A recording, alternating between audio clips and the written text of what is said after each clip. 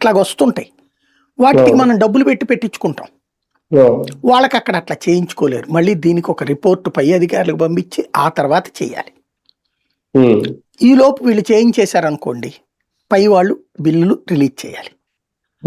ఇక్కడ ప్రతి దాంట్లో తినేస్తారన్న ఫీలింగ్ పై అధికారులకి.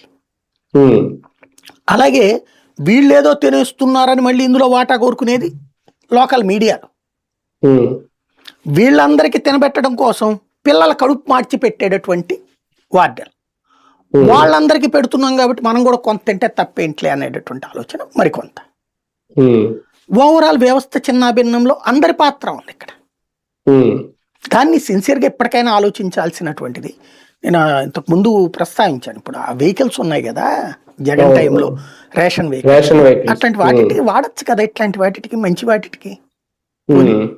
అంటే వీళ్ళు ఏంటి అంటే ఎంతసేపటికి ఒక వ్యవస్థని చేద్దాం, మనకి దీంట్లో ఏమోటి వస్తుంది, ఆ పిల్లలకు ఓట్లు లేవు, వాళ్ళు కడుపు నిండా మనం పెట్టించినా రేపు పొద్దున ఏదో ఒక దాంట్లో మనల్ని తిడతారులే, ఆడ పెద్దోళ్ళు అయినప్పుడు మనం ఏదో ఒకటి మేనేజ్ చేసుకోవచ్చులే. అంతేగాని వాళ్ళకి సఫిషియంట్ ఫుడ్ పెట్టి వాళ్ళకి సరైనటువంటి ఒక లాయర్లు గానో, టీచర్లు గానో, డాక్టర్లు గానో, ఇంజనీర్లు గానో, చార్టెడ్ అకౌంటెంట్స్ గానో, ఇట్లాగా వివిధ సెక్టార్లలో వాళ్ళు సక్రమంగా వెళ్ళాలంటే తగినటువంటి ఆహారం, తగినటువంటి